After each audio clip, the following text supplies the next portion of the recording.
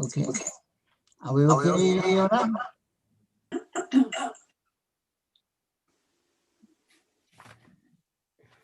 Yes, Chairman, we're streaming. We're okay, are we? All right. Right, we'll start. Right. Good evening, everybody, and welcome to the virtual meeting of the Western Area Planning Committee. My name is David Beeman, and I'm the chair of this committee, and I'm supported this evening by a number of officers as follows: Beth Howland-Smith, Lewis Jones, Chris French, Ruth Dovey, Carl Housden, James Sackley, Lara Davison, and Kimberly Sohn. Also, I would add that John Rubini, who's the vice chair, is also here and present. Please use the hand raise function within Zoom to indicate that you wish to speak. Please keep yourself on mute when you are not speaking. Please can I also ask that any questions are kept brief and to the point. We'll be timing speeches this evening, and an alarm will sound when you've been speaking for 4 minutes. If any member of the meeting loses their connection temporarily, we will pause to allow time for them to rejoin the meeting. If the webcast stream fails, then we'll also have to adjourn until we're able to reset the connection. Thank you very much. Let's start then with the agenda. Number 1, apologies for absence and substitutes. Kim? Yeah, we have apologies from Councillor Jackie Keane, Chairman, and Councillor Nicholson is substituting. Yes. And also we have also in Councillor Deers also as well, yes. I haven't. It's substituted by Councillor Mulliner, yes? Right, yes. Sorry, I'd forgotten about that one. Apologies. I hate to think you would forget Councillor Mulliner, but there we are. Right, that is the last meeting. The minutes of the last meeting, which was held on the 29th of September, are they been published? Is everybody okay with them? Okay. Okay, everybody? Right, okay, yeah, fine. Right, declarations of interest. Kim, have there been any declarations of interest been received? No declarations submit. Oh, sorry, Chairman. Yes, we've had declarations from Councillor Michaela Martin and yourself, Right. who are both members of Farnham Town Council Planning and Licensing Consultative Group. But these are non-pecuniary and will not affect your decision making this evening. Thank you very much. Questions from members of the public? None received, Chairman. Questions from members? None received, Chairman. Right. Any relevant updates to government guidance or legislation since the last meeting? Beth? Thank you, Chairman. There's nothing for members this evening. Just very quickly, however, I have an interest in the final item on tonight's agenda, so I will be leaving after item B1. Thank you. Okay, thank you very much. Right, next item. Please note application of planning permission. Right. Are there any sorts of applications items delegated powers? Beth? Thank you, Chairman. No, nothing since the last meeting. Okay. Right, we'll move on to the main substance of tonight's agenda, which is, of course, the applications. And the first one is PIP 2020-0001, the land at 6 Mead Lane at the Horse House, 6 Mead Lane, Farnham, GU970Y. The officer is Carl Housden, and I'll be grateful to present this, please. Thank you, Chairman. Can I say a couple of words about permissions in principle first, if that's okay? I think that'd be a very good idea, actually, yes. Thank you. Good evening, members. You'll no doubt have noted that this item is an application for a permission in principle. To assist you, I thought it would be helpful to provide you an overview of this type of planning application, together with what can and cannot be considered when reaching a decision on this type of application. Permissions in principle are a fairly new type of application and are part of a two-stage consent, not dissimilar to an outline and reserve matter system. This type of consent can be sought for housing-led development for up to 10 units. The permission in principle would come in 2 parts: a permission in principle, which is what's before us tonight, and a technical details approval. So technical details would follow any approval of permission in principle. There's some helpful guidance contained in the planning practice guidance, the PPG, in relation to permissions in principle, which is worth me drawing to your attention. It says the scope of permission in principle is limited to location, land use, and amount of development.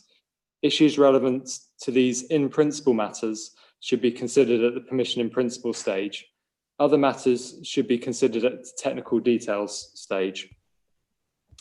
Therefore, in considering tonight's application, the question that you're being asked is a very high level one, whether in principle a dwelling can be achieved on the site. Your debate should therefore not veer into matters that are not before you, and I'll obviously alert the chairman if there are matters that we kind of drift into in order to help us make sure that we're making a sound decision on the permission in principle. Thank you, Chairman.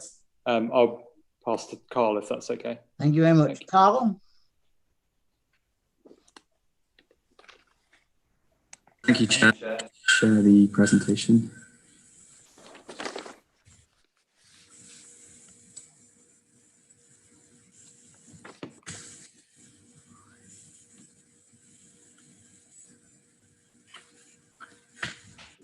Can you see the presentation? Yeah, okay. Good evening, members. There is one verbal update that I'll make. So there's a small error in the planning history table. WA 1983-0933 was refused in 1990, not 2020, like stated in the report. No other updates. So this application is for the permission in principle for the erection of one dwelling. The site is located on Mead Lane, just off West Street. The site has two buildings, 5 and 6 Mead Lane to the north, and buildings of 7 and 12 Mead Lane to the south. The site is also located on conservation area. On this plan, you can see the main dwellings potentially impacted Hipstrel Cottage down there, 7 to 12 Mead Lane, 40 Long Garden, and then the offices 5 and 6 Mead Lane. Terrible echo. We need to lose the echo.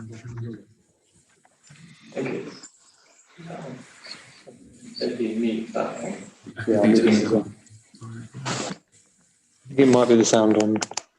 You can't hear my device, can you?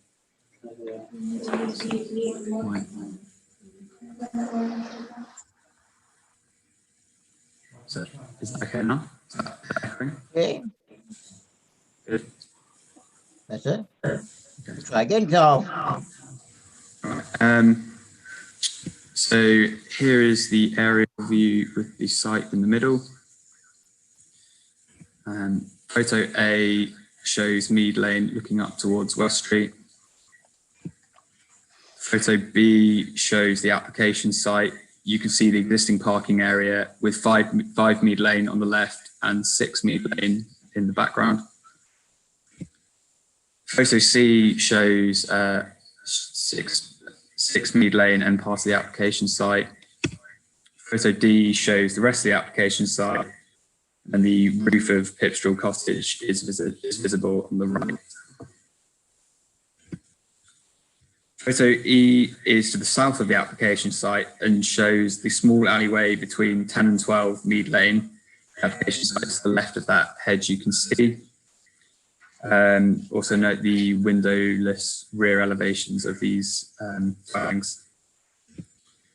So these are the indicative plans that have been submitted in support of the application. However, as stated by Chris earlier, the actual details of the designs would be a matter for the technical detail stage, and these drawings are indicative only. So these are the front and rear indicative elevations. These are the indicative side elevations, and this is the indicative ground floor plan. And this is the indicative first floor plan. So the main matters of consideration are the impact on the Thames Basin Heaths SPA. For the reasons stated in the officer's report, officers are recommending refusal for the permission principle due to the impact on the Thames Basin Heath SPA, which cannot be mitigated at the stage owing to planning obligations not being able to be agreed. the impact on the significance.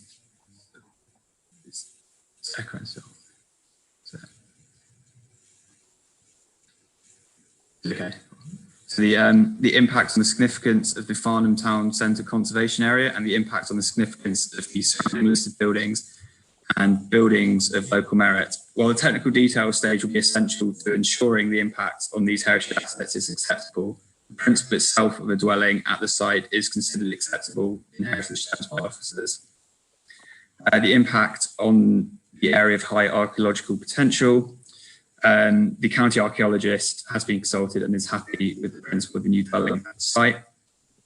Impact on residential amenity. From the assessment made by officers, officers satisfied that the principle of a dwelling is acceptable as there would be sufficient separation distance and the arrangement of windows that would not cause loss of amenity to 40 West Street, Hipston Cottage and 10 to 12 Mead Lane. Officers could also conclude that the principle of a dwelling is acceptable in relation to the office spaces at 5 and 6 Mead Lane. And then highway safety and parking is also matters for consideration. The County Highway Authority has done an assessment and has found the principle of a new dwelling acceptable at the site. Officers also have assessed the parking arrangements, the impact it would have on the office spaces, and have concluded that the principle will be acceptable. Thank you, Chair. Thank you, Carl. You just survived totally breaking up there. Right now, we have one public speaker for this item, and that's Jane Parkinson. Jane, good evening to you. Good evening, David. Good evening. And well, you've got 4 minutes, Jane. So away you go. I'm Jane Parkinson, and I live in Pipistrel Cottage together with my husband Jeff, right next door to the proposed building. I would like to begin by thanking the committee for allowing me to make a representation. I've also copied my objection letter to you all. We have had 41 letters objecting to this proposed development, including Farnham Town Council, the Farnham Society and Natural England, as well as most of the local residents. The previous Waverley Conservation Officer for this area, Russell Morris, thought that the Oast House and the row of pretty cottages 7 to 12 Mead Lane, described as worthy of listing, should be considered together as one entity. Allowing any new development would disrupt that entity. The Oast House is of considerable historical interest and even has an underground secret passage, now blocked up, that goes all the way to Farnham Castle. It is surprising the new conservation officer has given approval for this application. I understand this is because there was once a building on the site, and so it is considered to be previously developed land. However, surely it is far more relevant and important that the site is in a conservation area and in the front garden of a Grade 2 listed building. After all, in the town centre of a centuries-old market town like Farnham, almost every patch of land will have been built on at some time in its history. Also, as Farnham Town Council points out in its objection, development should be excluded if the land is in a built-up area such as a residential garden, or where the remains of the permanent structure have blended into the landscape. If this application was successful, it would disrupt this important little pocket of Farnham. Building on the front lawn of 6 Mead Lane would effectively prevent this pretty Grade 2 house ever returning to domestic use. I've spent half my working life in psychiatry, treating people with mental health issues in the NHS. I know the importance of green spaces for mental well-being. Gardens are important. We now know that from COVID. I strongly object to any development on this small garden. In the past, submissions to develop the site have been refused. Mead Lane is currently experiencing drainage issues.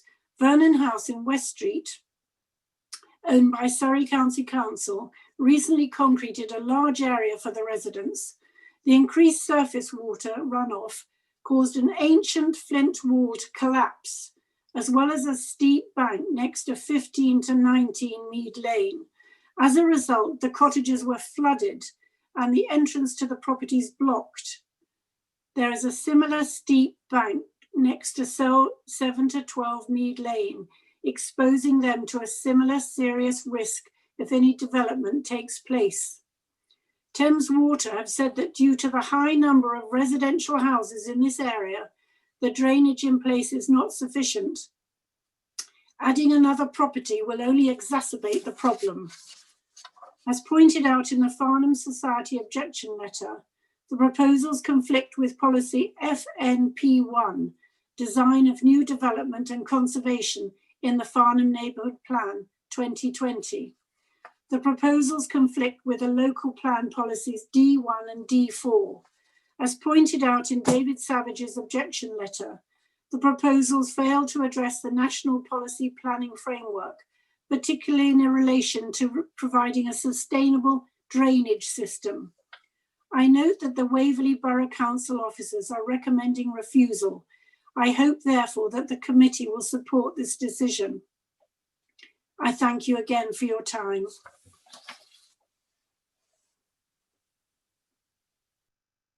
Thank you very much, Jane. There's no other public speakers. Right. Because we're supposed to be dealing with this, as Chris said, at a higher level, and yet we have in the paper something about they could be done on this site at some future date. And that's, I think, is Sophie Piper with us, Chris, or not?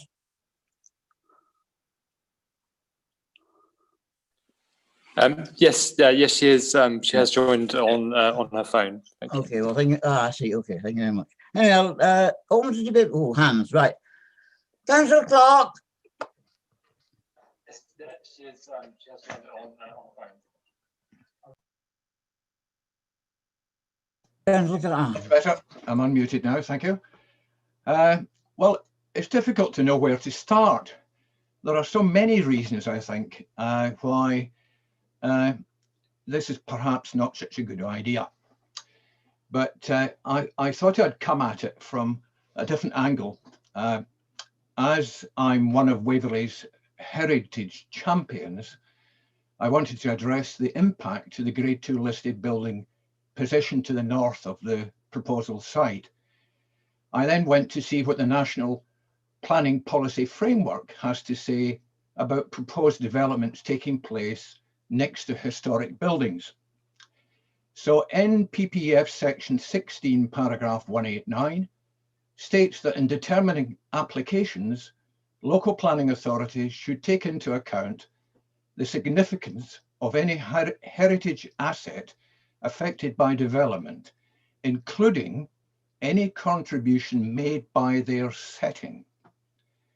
Paragraph 190 goes on to say that the authorities should identify and assess the particular significance of any heritage asset that may be affected by the proposal, including by development affecting, again, the setting of the heritage asset. Considering the potential impact this development proposal has upon the setting of the Grade 2 listed building that is right next to the proposal site, it could be argued that no such development should take place. But if we look more closely at the meaning of the word setting, it's defined in the NPPF as the surroundings in which a heritage asset is experienced, but unhelpfully, the extent of that setting is not fixed. However, English heritage are slightly more helpful as they explain setting as the setting of a heritage structure, site or area is defined as the immediate and extended environment that is part of or contributes to its significance and distinctive character. It is appreciated that many planning regulations are open to interpretation, and that there could be two interpretations of the surroundings in which a heritage asset is experienced. Is it experienced from outside the listed building looking towards it, or is it experienced from inside the listed building looking out from it? English heritage explanation of setting talks about the immediate and the extended environment of the setting. So, in conclusion, Mr. Chairman, if the immediate environment mentioned by English Heritage includes the site of this proposed development, which it clearly does, then I can't help but believe that it should not take place. So unless I hear arguments to the contrary, I am minded to support the officer in refusing this application due to the impact that it will have on the setting of this historic building. Thank you. Thank you very much. Any other councillor wish to speak? Or shall we move straight to recommendation? No? Oh, all right.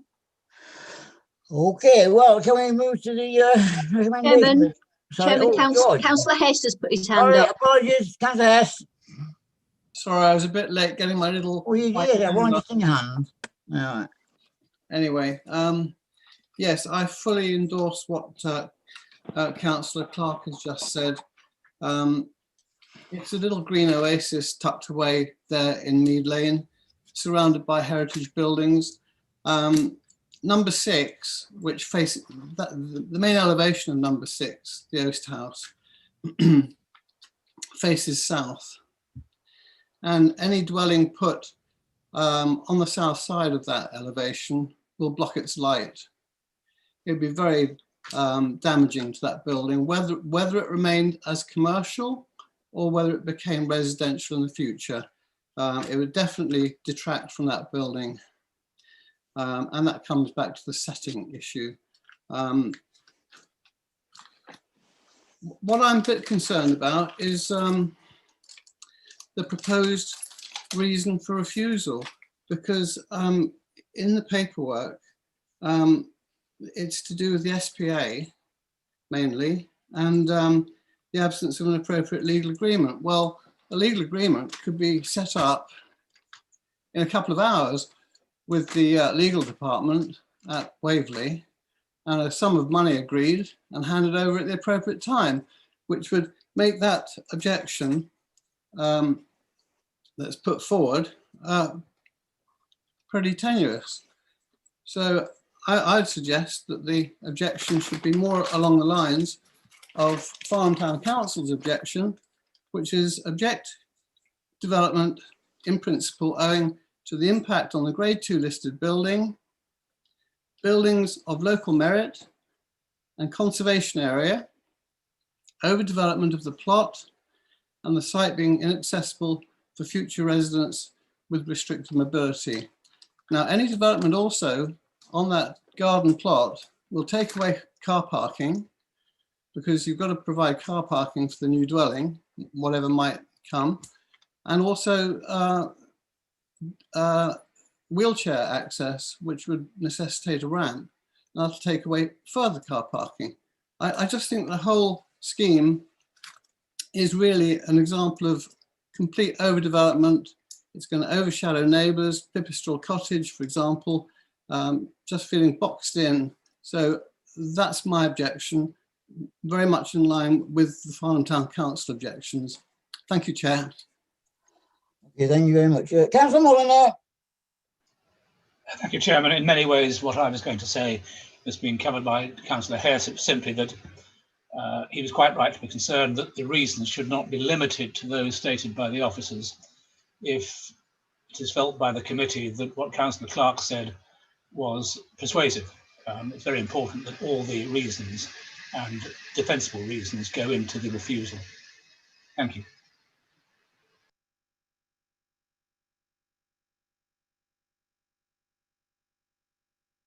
Councillor Coburn. Thank you, Chairman. Yes, I mean, I'm going to always agree again with those people who've just spoken. I'm really worried about the sentence in the conclusion. You know, if we just refuse this as it stands, it states very clearly that the principle of a dwelling has been found acceptable, not only in relation to heritage, but also to amenity, parking and highway safety. And I'm not convinced that that is what I believe, having, well, knowing the site well and also having read the report. So I go right back almost to that first refusal. And I thought that, you know, would more or less sort of seal the fate of this site. So I am very, very uneasy about that sentence in the conclusion before we have the recommendation, because the recommendation is just homing in very much on the spa, which is of course very important. But I do think some of what's said in that conclusion leaves the door wide open for something inappropriate in the future. Thank you. Thank you very much, Councillor Gowan. Chris French. Thank you, Chairman. Just wanted to point of clarification that our recommendation, as we said, is just for refusal on the SPA ground. And I know that Councillor Hess referred to that being quite a simple point to overcome, but our view is actually that there's a difficulty in putting in place a legal agreement for the principal in the permission in principle process. So that's the reason why we've said that you can't do it at this stage, rather than inviting a agreement. If there are other matters that the committee are raising in terms of reasons for refusal, then then those would need to be kind of discussed and put forward. But at the moment, our recommendation is for that one reason. But I hear that there is a heritage discussion on the heritage reason. Thank you, Chairman. Thank you very much, Chris. Anybody else wish to speak? How do we, I mean, so we asked Sophie Piper to come. Does she want to add anything to this discussion?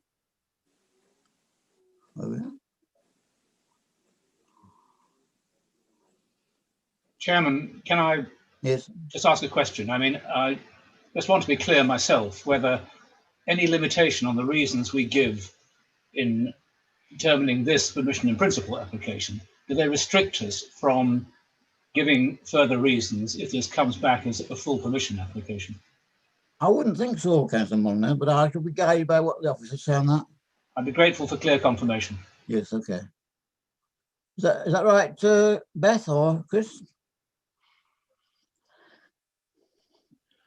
I think insofar as they're matters of principle, then I think we are here to consider those matters today. So therefore, if we were then to have a further application for a permission in principle or a full application where we've said that the principle of these matters is acceptable, then so far as the principle matters, then yes, I think that there would need to be some level of consistency in terms of decision making.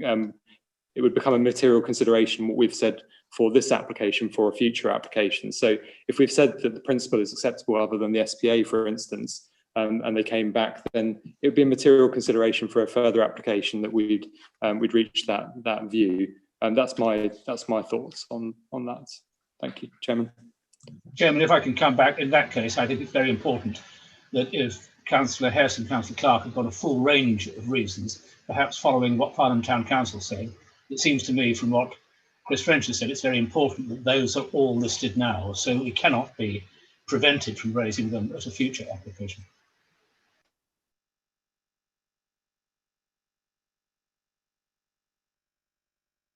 I would personally agree with that. I think the sentiment of the committee is quite clear on this, actually. Yes, is that possible, please?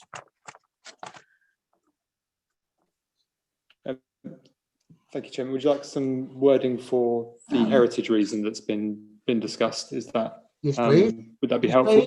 And were there any other? Was that the only point that's the only extra reason that's that's being added? Chairman, no, there were a whole list of them. Councillor Richard wants to speak. Yes.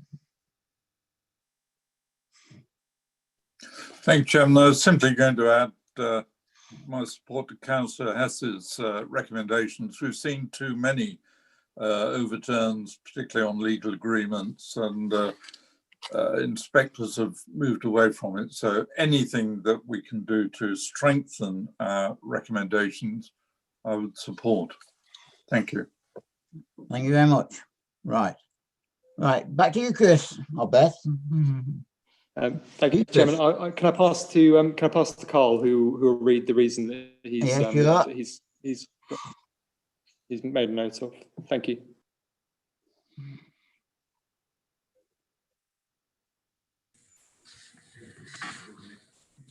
So, thank you, Chair. The proposal would cause less than substantial harm to the Grade 2 listed buildings 5 and 6 Mead Lane, and the buildings of local merit at 7 to 12 Mead Lane and the Farnham Conservation Area. The planning balance would not outweigh the harm. The proposal is therefore contrary to policy HA1 of the 2018 local plan, HE5 and HE8 of the local plan 2002, and paragraph 197 of the NPPF. Yeah, thank you, Chair. We all happy with that? No, Chairman. No. I thought there was a D1 and D4 point made certainly by one of the public speakers, which I thought Councillor Hess supported. So if he does support that and he wants that in, that should be mentioned specifically as well. Anything else? Yeah. I think we should remove the word less. That, in other words, does for harm, not less harm. Does harm. Good point. Can I? Yeah, go on then, Chris. Oh, yeah. Thank you, Chairman. The less than substantial harm, I actually believe to be the correct term. It's a term that's used in the NPPF.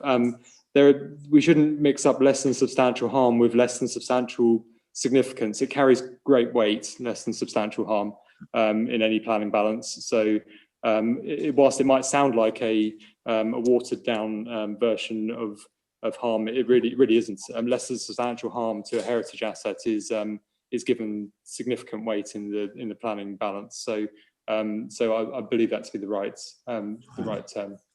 Substantial harm is much different. Thank you, Chairman. And D1, D4? Carl?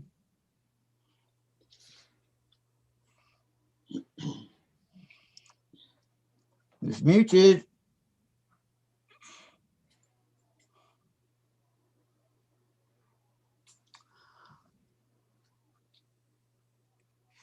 Thank you, Chairman. D1 and D4 would be added if it was a general design reason.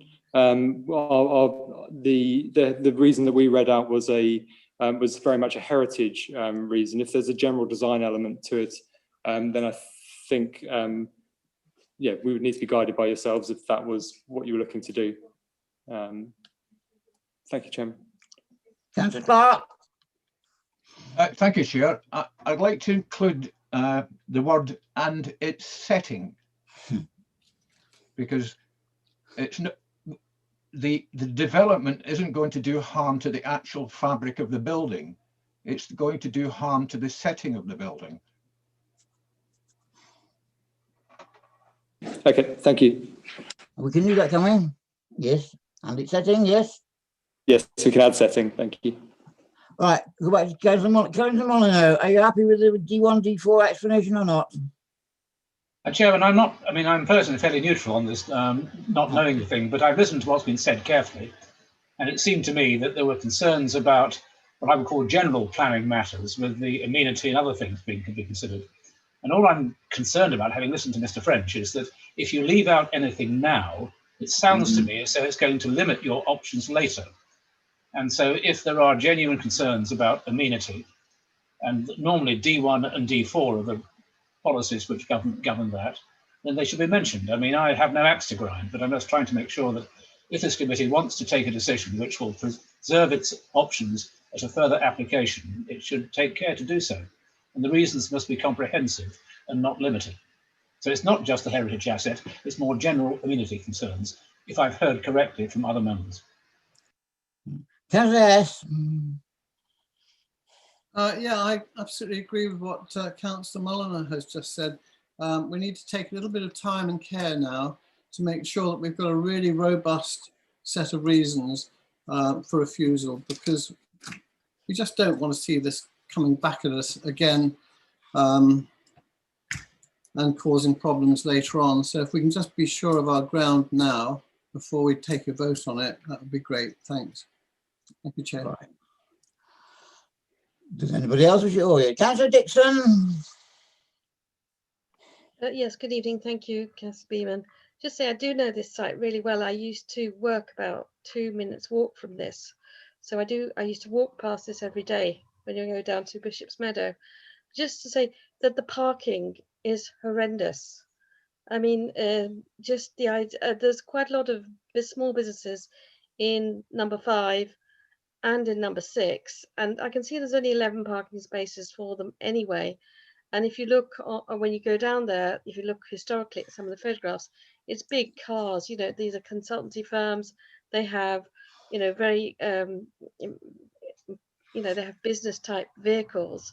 There's no other parking. The rest of the road is residential with limited parking around the residential streets. There's no parking on the high street. And so to take away 3 parking spaces is actually going to kill off those little businesses, and that's going to take employment away from Farnham as well.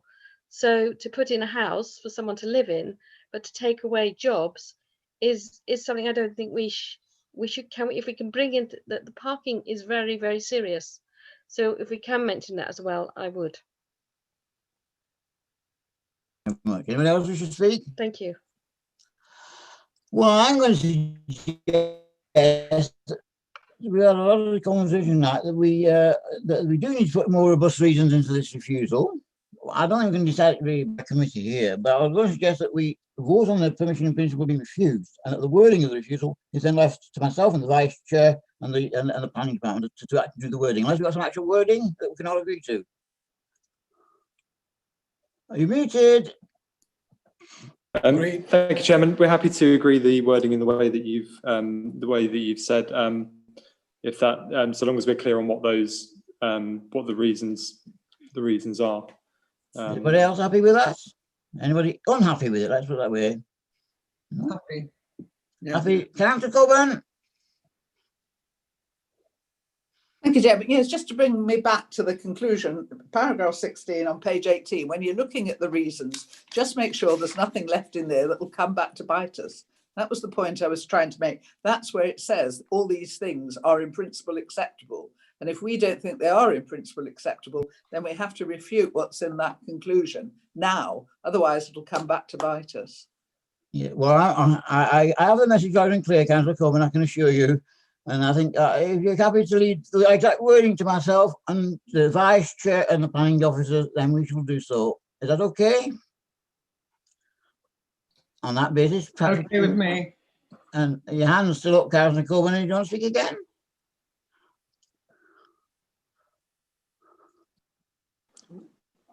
Oh, thank you. All right, okay. Well, can we move then to the recommendation that the permission principle is refused? We have something to, so in here, if you're going to refuse it, you say for, of course, and if you, against, if you don't want to refuse it, approve it. Okay, can we vote, please?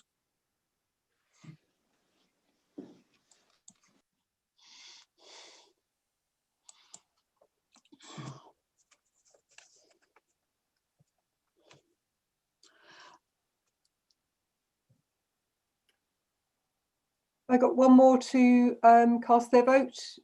Having said that, I've got, I would say Councillor Bishop can't vote, of course. I haven't got a poll. Haven't I you? usually get one, but I haven't got one. Yeah, but Councillor Bishop got one, can't that's vote. He's not- I've got 14 showing on the polling, all in favour of refusing. Councillor Coburn, do I take it that you also are? I'm for it. Yes, please. Okay, thank you. In that case, I'll just share that for members of the committee. So that's 14 or 15, including Councillor Coburn, voting to refuse the application. Okay. So that's unanimous. Right, thank you very much. Thank you. Well, therefore, the application is refused. And thank you very much, Jane Parkinson, for your involvement tonight. Thank you very much. Right. Can we move on, please? Next item, the second item of public speaking is WA 20200872, the land at the bottom, 50 Long Garden Walk, Farnham. And the officer is James Sackley. Could you please present your case, as it were? Thank you very much. Thank you, Chairman. Good evening, members. I'll just share my screen.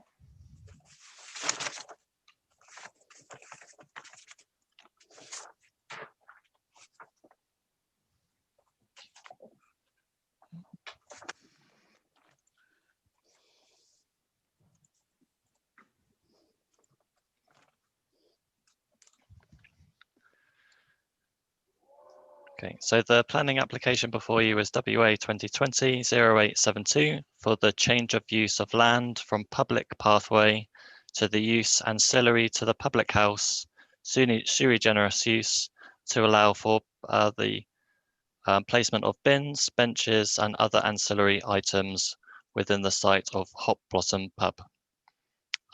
Members would have received an update sheet in regards to the highways objection on a safety basis, and I can confirm that the objection was raised by the officer who did conduct a site visit. On this slide, you'll see the location plan. The site is located on Long Garden Walk and is surrounded by residential properties. The red line boundaries as shown on the location plan indicates which parts of the public pathway is proposed to have its usage changed as a result of this application. Here is an aerial view for reference, and it's worth noting that the east side of the street is the only side of the street to have a continuous pathway on the road. Here is the block plan. This slide sets out the proposal in its entirety. The proposal is for the change of use of the areas of pavement highlighted to provide for the following. The applicant has indicated that they would place 2 bins in the location marked in red, 3 tables marked in orange, 2 3-seater benches marked in green, and an A board marked in purple.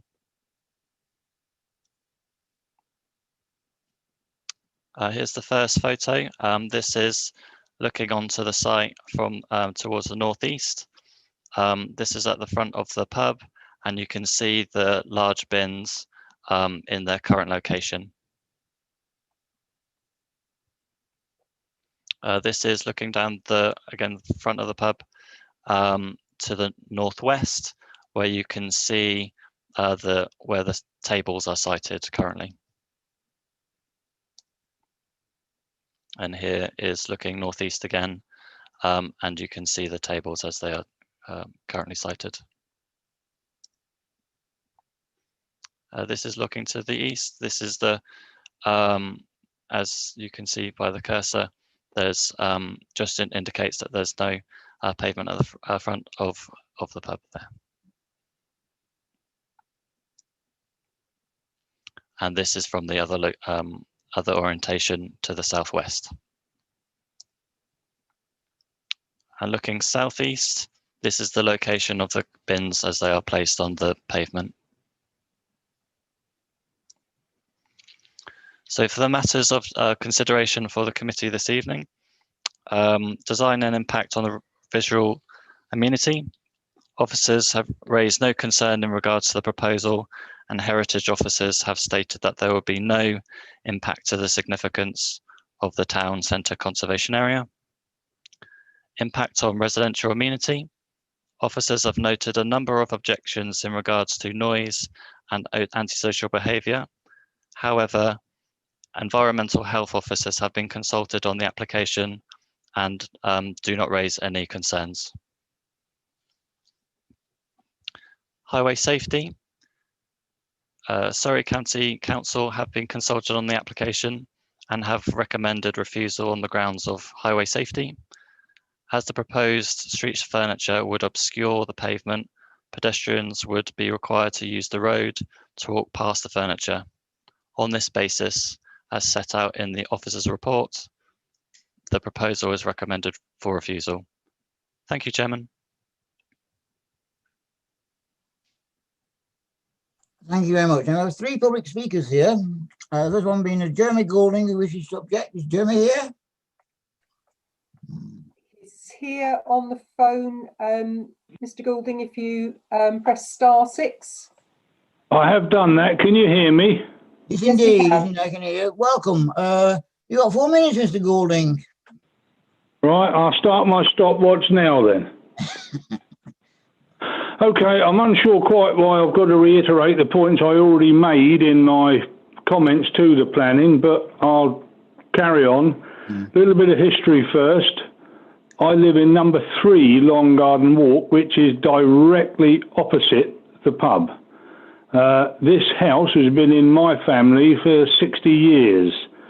It was in my family when Kingham's was demolished and they built the Lion and Lamb monolith overlooking my property, which acts as an echo chamber to the houses on my side of the street.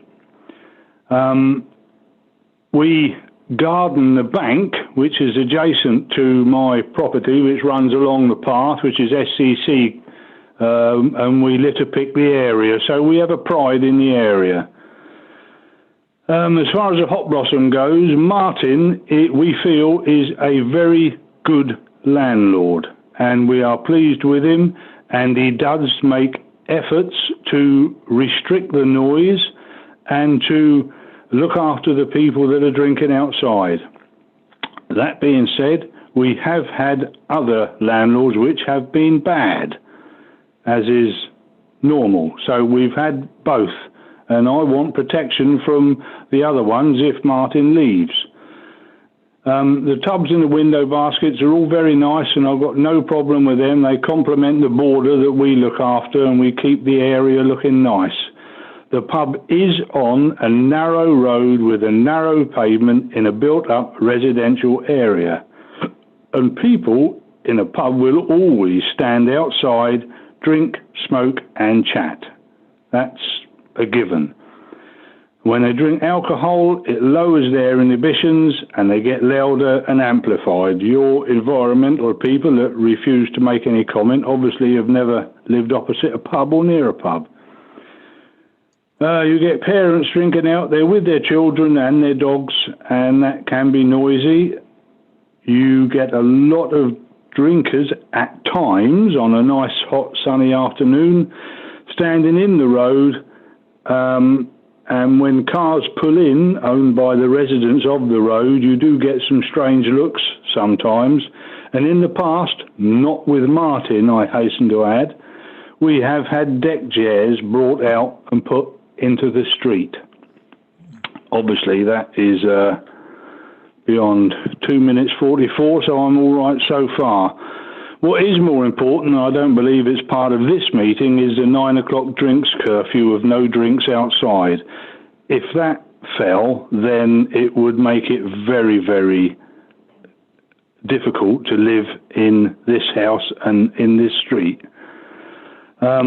As I already stated in my planning remarks, 2 two-seater benches I feel are adequate. I've got no problems with the pots and the flowers and that sort of thing. But if it's going to stay as a pub, then people will always drink outside. You're never going to change that. And if some of them are sitting on a bench, then they're not standing in the road or on the curb. And I think that's about all I've got to say. Thank you very much, Mr. Goulding. Oh, there are issues that are the licensing rather than planning, which you'll appreciate. Anyway, okay, next speaker is Mr. Groves. Martin Groves, is he online or here somewhere? Hello there. Hello, Martin. How are you tonight? Very well, thank you. Right, you got 4 minutes, Mr. Groves. Okay, thank you, Chair. These benches have been here for over 20 years. The previous tenant had benches outside all through his tenancy, and he was here for about 20 years. When I took over the tenancy, there was 3 two-seater benches outside. It was licensing from Waverley Council who informed me that the need for a pavement licence. Up until then, I wasn't aware that there was a need for one. Surrey County Council could find no record of pavement licence, so I started a process to formalise an arrangement that had been in practice for a long time. The importance of having seating outside cannot be overstated. During any period of hot or sunny weather, up to 80% of my trade can be outside. Since I took over, I have removed chairs that can be taken outside on the advice of licensing from Waverley Council and also to help my neighbours. To remove any more seating outside puts the future of trade of this pub in question. Without outside seating during sunny periods, I fear that there would be a steady erosion of trade to the point where it is no longer tenable to keep trading. This pub is popular and a profitable pub, but the advice from Surrey would put serious question marks over the future of this pub. I've read the government guidance for pavement licenses, and it has guidelines and recommendations for minimum widths. The point being that they are guidelines and recommendations, are not set in stone laws to be adhered to at all costs. There is a lot of guidance regarding obstructions on the pavement, and it highlights pedestrian flow and lines of movement. This is being rigidly adhered to despite there being very or little to no pedestrian flow along the pavement of Long Garden Walk. The pavement is not joined to any other pedestrian walkway, and all through Farnham where pedestrian flow is an issue, the pavement area has been widened to facilitate safe passage for pedestrians as regards COVID. This hasn't happened in Long Garden Walk because, and quite rightly, there are no pedestrians to warrant such expense. Just scroll down a little bit. Paul Hughes from licensing raised a hypothetical scenario of a disabled and partially sighted person having to navigate a Long Garden Walk. This is a particularly egregious misuse of how people use Long Garden Walk, and to put a profitable business in a position where it has to cease trading on this basis, as I believe woefully bad use of council authority. As this is a planning issue and Paul Hughes is licensing, can the committee confirm whether he has the authority to involve himself in this issue in the first place? The plan is for 2 3-seater benches, bins, tables, A-boards to be placed outside, all the normal items that you would expect to see outside a pub. In addition, there are flowers and flower pots. In the past, this pub has taken part in the Farnham Bloom competition, and last year we won silver in the Secret Garden Award. Many people comment on how pleasant the outside of the pub is. Surrey County Council would remove not just the benches and bins, but all the flower pots that create a pleasant and award-winning aesthetic for this part of Farnham. Can I please highlight the support from David Quinlan, who has outlined many of the inconsistencies throughout Farnham as regards to planning and outside spaces. I can appreciate that all councils may be short-staffed and, like so many government institutions, struggling with extra workload and with fewer resources. I would urge them to look at this plan again and to take into account the needs of local businesses in these difficult trading times.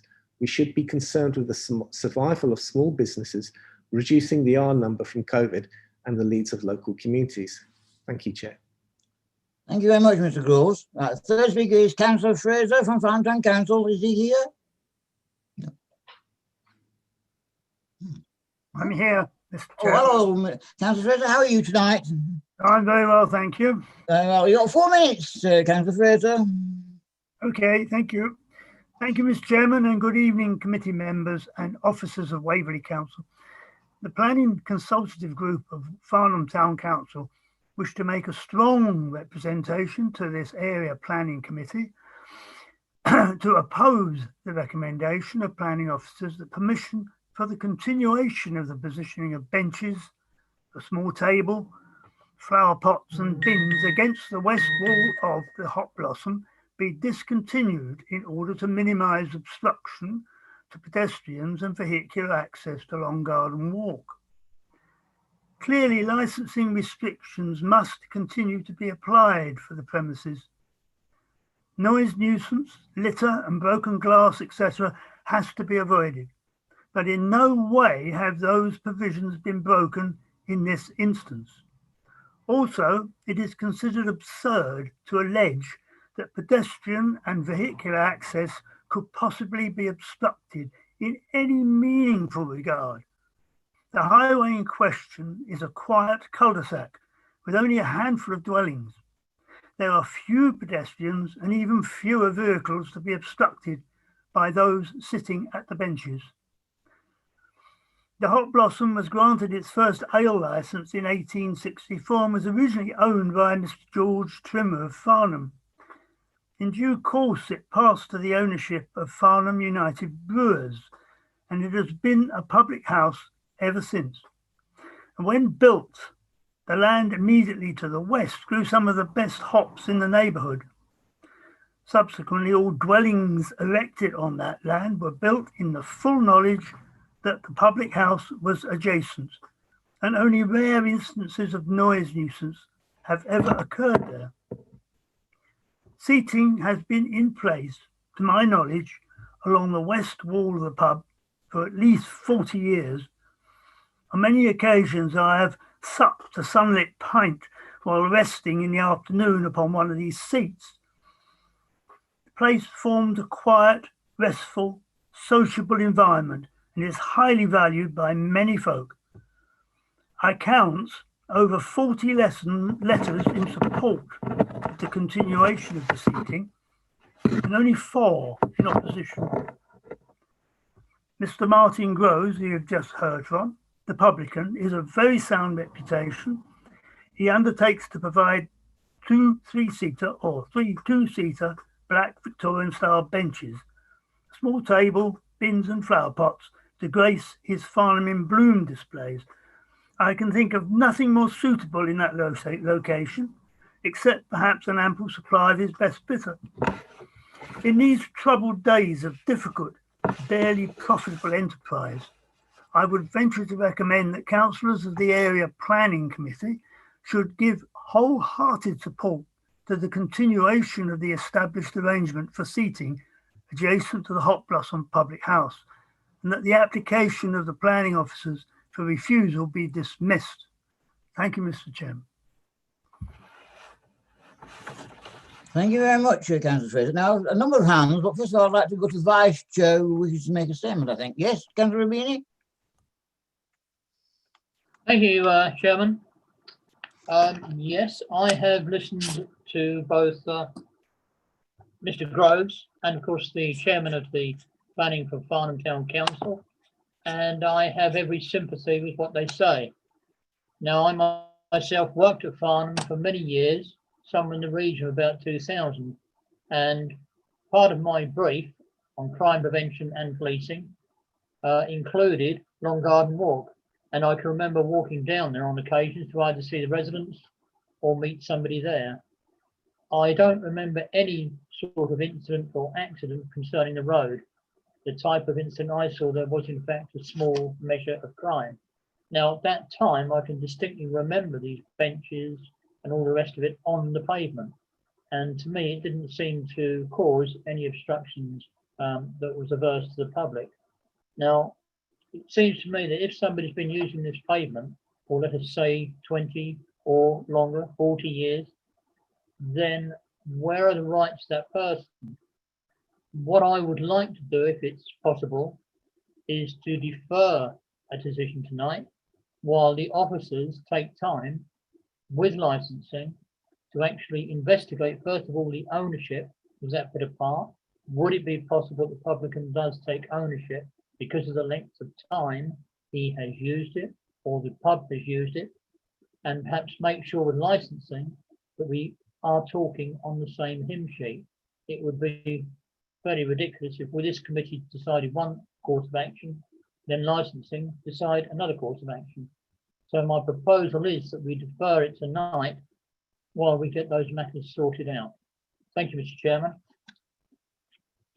Well, I have a number of people who wish to speak, and I'll let them speak. But I think I would support that that we should defer this final decision. Well, anyway, Councillor Edmonds, you were first on the list. Thank you very much, Chairman. I think we need to have a consistent policy. And the first question, the first thing I need to understand is whether this is a public footpath. If it's a public footpath, then it should be clear of obstruction.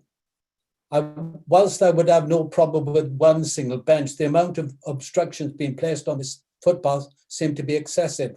Therefore, I would tend to support what Surrey Highways have recommended. Thank you.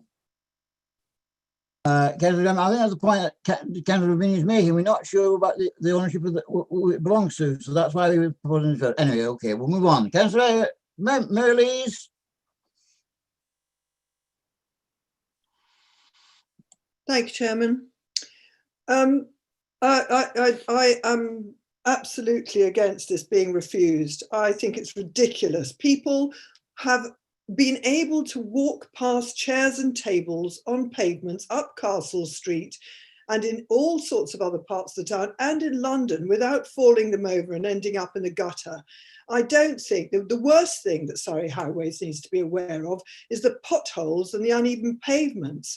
not furniture that we can all see. And most of us have been able to navigate it.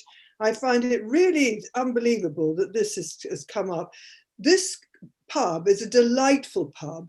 And we are in a position now as well where we need to support these sort of businesses, which are having such an awful time. And I having walked down there and been in a pub myself, it is not somewhere where you've got masses of traffic coming down. And people in our culture have stood outside pubs and sat on the pavements for hundreds of years. I really think, I don't know why they're bringing this up now, but I would say this should be dismissed, this refusal. But I also agree with Councillor Rubini to make sure that the licensing fulfills what it should do, and that the two things are connected. But yes, I'm sorry, I think it's ridiculous, the whole thing. Thank you. Thank you very much. Councillor Coburn.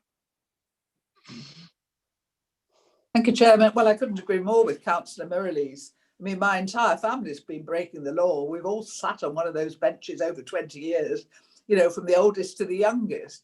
The only time I've ever driven down that bit of road is to go and see somebody in Long Garden Walk.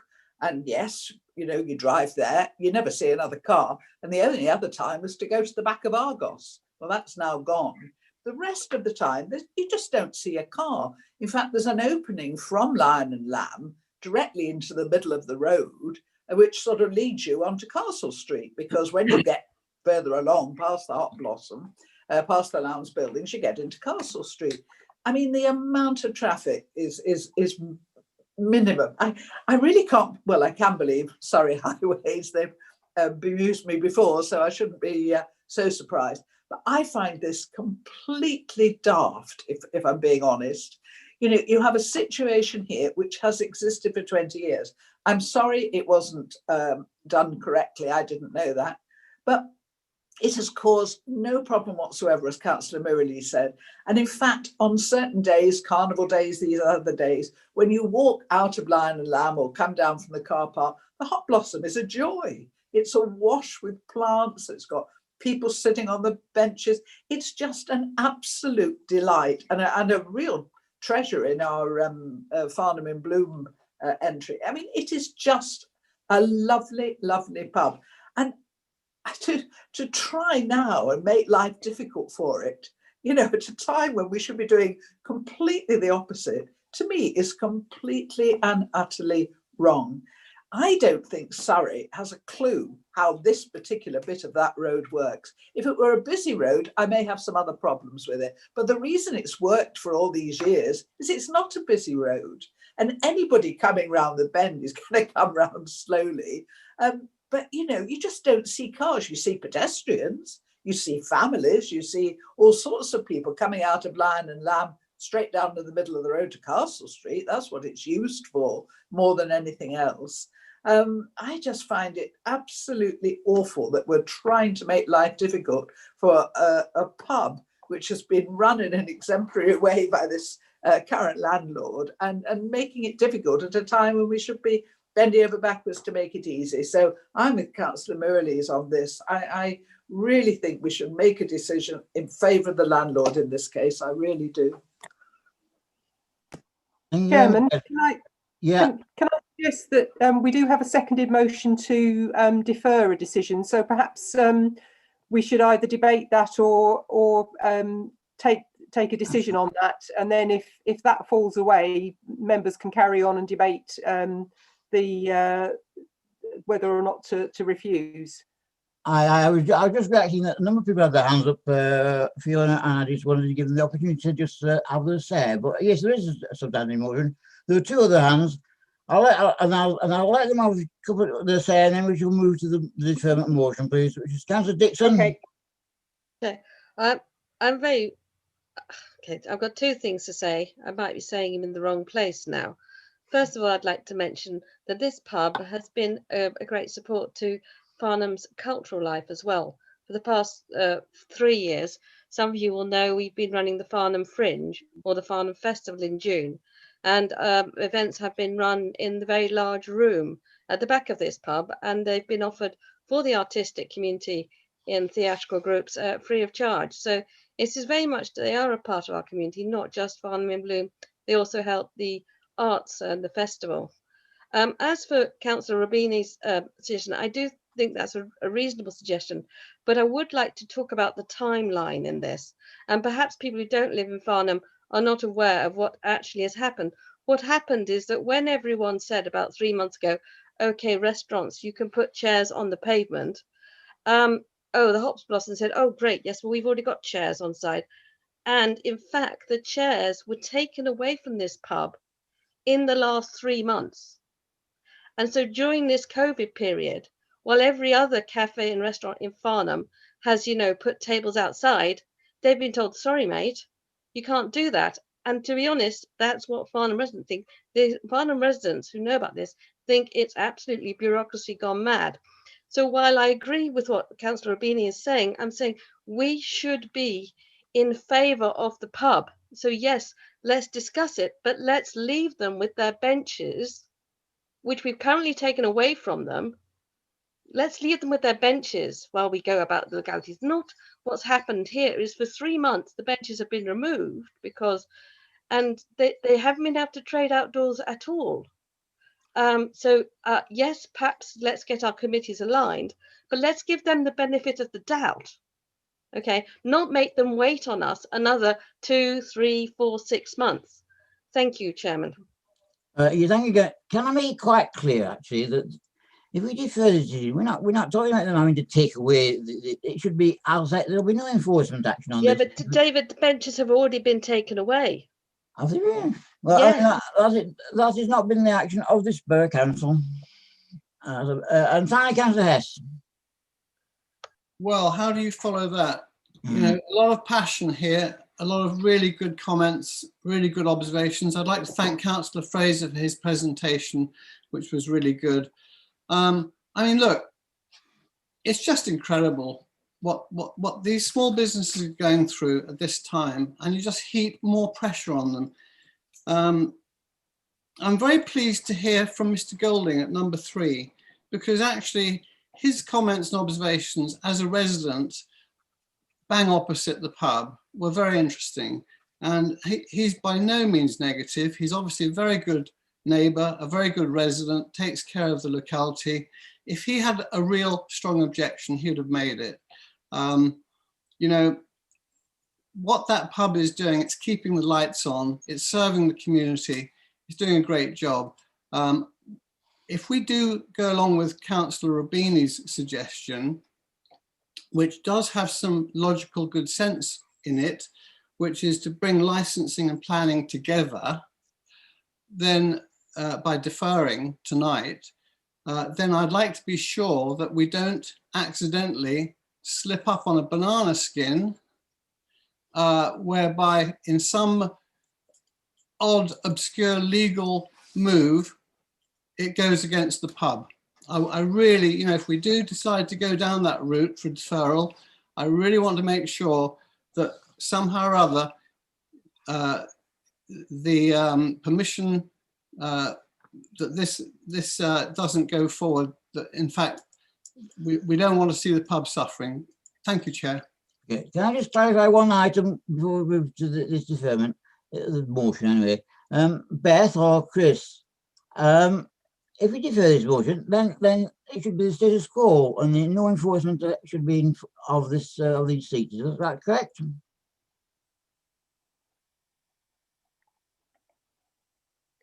Apologies, Chairman. Would you be able to repeat that?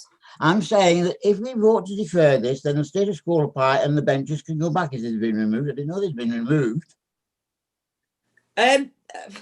So, Chairman, it's unclear who's removed from our perspective, the benches. What I would say is if it's licensing, that's an entirely separate matter from planning.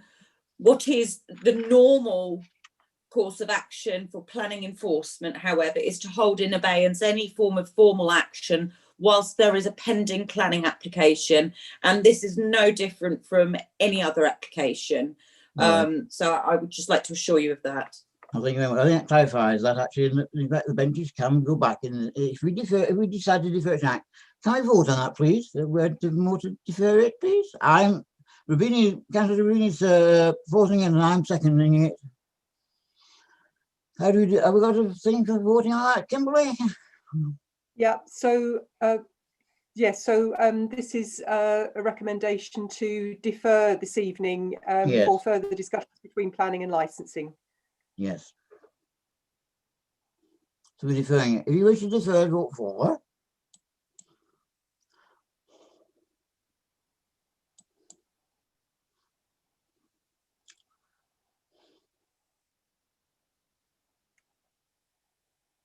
Does someone not have the poll up on their screen? Oh no, that's okay. I've got 15 now. So that's, I'll just share the results for members. That's 11 in favour of deferring and 4 against and no abstentions. Okay. So that's deferred. And can we clarify to Mr. Groves, he can put his benches back whilst this is in abeyance, please? Is that okay, Mr. Groves? Yeah, that would be lovely. We very did have, it was licensings that come down and asked us to remove quite a lot of the benches there and asked us to remove chairs as well. So we have removed most of things out there. I actually did cheat a little bit and kept one bench. Yeah, right. Chairman, sorry, could I just interrupt? I just want to be clear that I can only discuss this from, I can only advise from a planning perspective. I can't authorise the reinstatement of any benches. That is a discussion that needs to happen with licensing officers. So can I leave it at that, but just to make clear that any planning enforcement action will be held in abeyance pending the outcome of this planning application. All right. That's all right. Well, he hasn't applied for a payment licence yet, has he? So I mean, the planning application should come first, I think. And we'll pursue this. I think I'll pursue this with relicensing tomorrow. Okay. Everybody happy with that? Okay. Well, thank you, everybody. Thank you, Mr. Groves. And I think John Rubini is trying to get in. oh, sorry. Oh, yes, you are. Yes, John Rubini. Thank you, Chair. All I wanted to add was, can we not lose sight either of the ownership debate? I would like the officers to investigate the ownership as well as the conversation with licensing. I think they're both important issues. Yes, definitely. Thank you. Okay. Can I just add that the ownership of the pavement there would be a very interesting scenario and that it would benefit everyone in Long Garden Walk. It's not just me that has obstructions out on the side there, but from your own pictures, you can see obstructions all the way up Long Garden Walk. Okay, fine. All right, and thank you. Yeah, and we'll sort the details out tomorrow. Okay. Oh, all right. Right, can we move on, please? No. Right, we now come to two applications of public speaking. The next one is WA 2020-0564, land outside 16 South Street, Farnham, GU97RP. The office is represented Ruth Dovey, and Ruth, you got 2 supplementary papers, I think. Yes. That's correct, Chair. Right, Ruth, your turn. Thank you, Chair, and good evening, members. I'll just try and share my screen with you.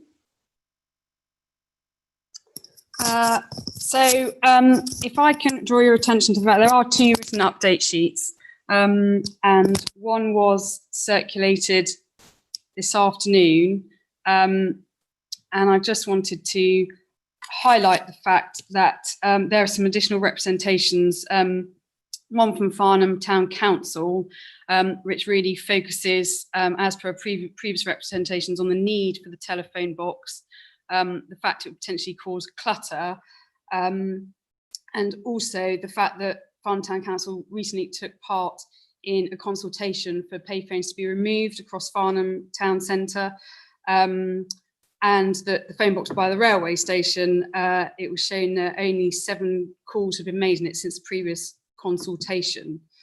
I also would just like to draw your attention to the fact that on the agenda report, you will see that there is a condition 3, which seeks to restrict the advertisements that could be placed on the telephone box just to one side. We are now suggesting, as per the latest update sheet, that that condition is removed on the basis that these advertisements would be controlled under the advertisement regulations. So they cannot just put advertisements on the telephone box without coming to us for express consent first, and therefore this condition is no longer deemed necessary and doesn't meet the tests. So if I just take you now to the presentation. So the provision of a public payphone, and here you see the location plan. It would be located in Farnham Town Centre, outside South Street car park, and immediately opposite the United Reformed Church, which is a Grade 2 listed building. And just to point out that the line of the town centre conservation area is here along the western side of South Street. So the location lies just outside the town centre conservation area. So here's an aerial that provides you with more context. The red oval is the approximate location of the telephone box. If you still need to get your bearings, then this is the Sainsbury's, South Street car park, and as previously mentioned, the United Reformed Church. So here we have some photos. So photo A is set further back and just gives you some greater context of the street scene. And if I can get my cursor, the telephone box would be approximately in this location. And photo B is just more of a close-up, so you can see a bit more of the detail of what is there at the moment, which includes an existing bus stop and a power pillar for the traffic lights. And the telephone box would be located approximately here. So this slide is in because the intention is that the proposed telephone box would replace 2 telephone boxes that are placed on currently sited on the corner of East Street and Bear Lane. So this photo you see here is the view of those 2 telephone boxes, and this is the Warmead redevelopment site behind. Now Berkeley Homes have asked BT to remove the telephone boxes so that they can, so it assists in their delivery of a high quality public realm here, although it is noted that this isn't required as part of the Warmead Planning Commission. So this is the proposed block plan. So this shows you the location of the telephone box. It would be set 0.3 meters away from the flower bed. And it would, at its narrowest, it would leave 2.7 meters between here and the railings here. And these are just elevations showing what the phone box would look like. It's a pretty standard phone box, and it would be largely glazed. So turning to the planning considerations, before I move on to those, I am aware there's been a lot of discussion surrounding this application in relation to the need for the telephone box. I have spoken to BT about this, and they have advised that the information about how often the telephone box is used is confidential, as it's a relocation of a phone box rather than a complete removal. But it is a gold indicator phone box, which means that it gets use enough for them to want to keep it. Now, whilst I have asked those questions because of the substantial concerns raised about its need, I do need to emphasise that it's not a planning issue. And what we are looking at here really comes down to the impact on visual amenity and the setting of the conservation area and the nearby listed buildings, the impact on trees, and the impact on pedestrian convenience. So in terms of the impact on visual amenity and the setting of the conservation area and the listed buildings, it's set out in the officer's report that this would not cause any harm. The tree officer has reviewed the application in terms of impact on trees, because there's a run of maples that run along the back of that part of South Street. But the tree officer is satisfied that it would cause no harm, and the County Highway Authority is satisfied that it wouldn't cause any inconvenience for pedestrians. And I suppose the only final thing to be added into the planning balance is that whilst the removal of the phone box isn't a requirement of the Warmead Permission, it would go some way towards assisting in providing public realm improvements around that site. Thank you, Chair.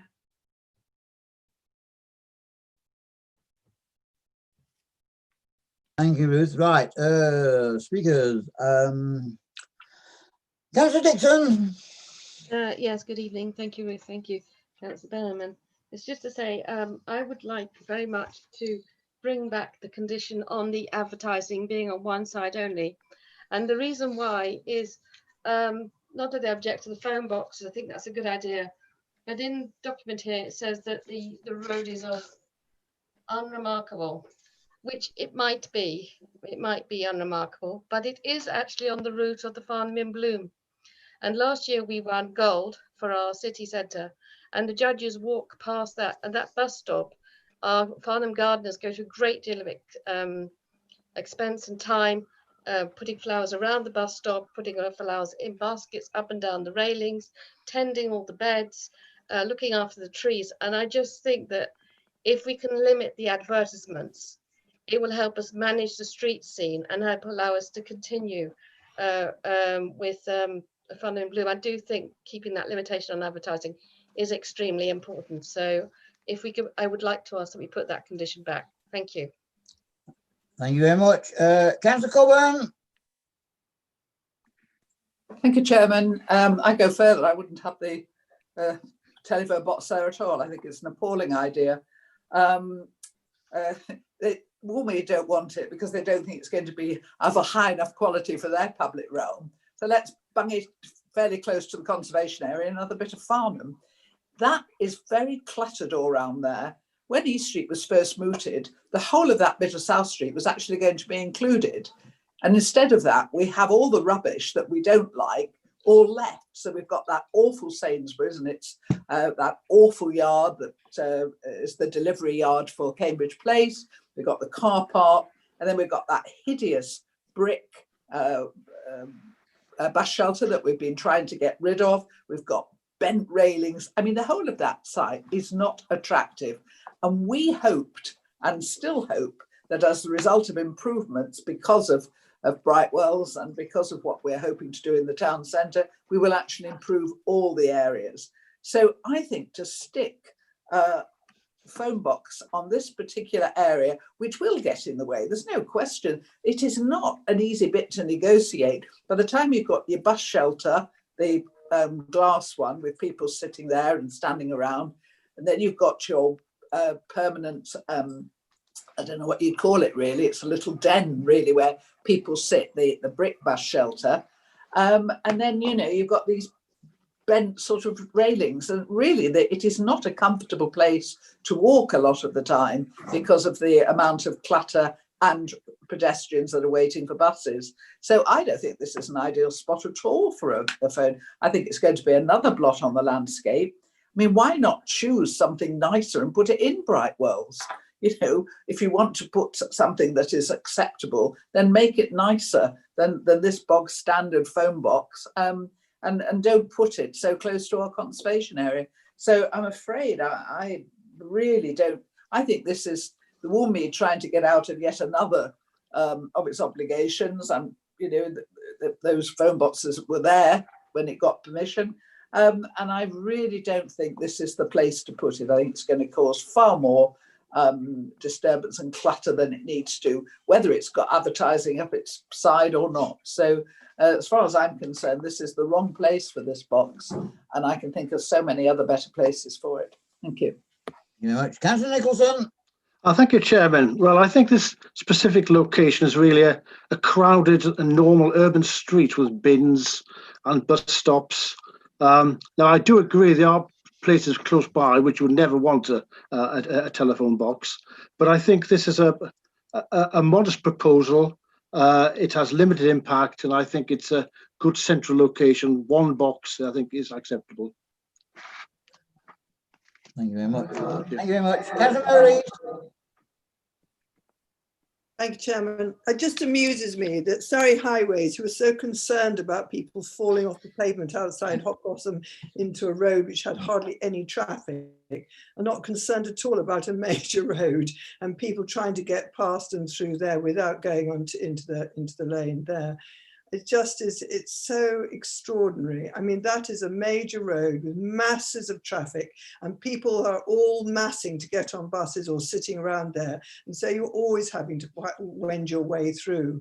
But for them, oh, I don't know. I don't know. I just do not get them whatsoever. So I think it's I don't think, to be honest, I think if you need a telephone box and you're serving the community, fine. But what's sad about these telephone boxes is how ugly they've become, whereas our old telephone boxes were rather beautiful and part of our cultural heritage. But it's not a planning thing. It's about what it looks like. It's about, but it's not really about how many people are going to use it, which seems to be more important to me.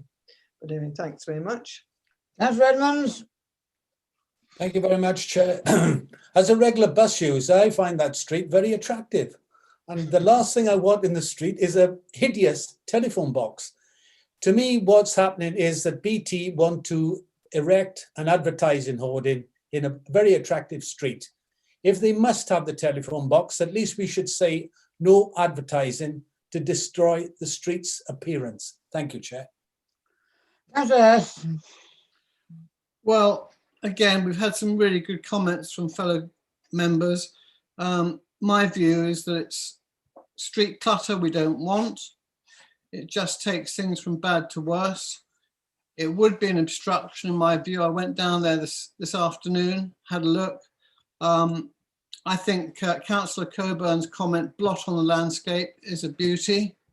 Unfortunately, the telephone box won't be a beauty. Do you know, if they wanted to put a heritage traditional red telephone box there, bolted up as a feature, maybe, but not a hideous 1970s plate glass and stainless steel object.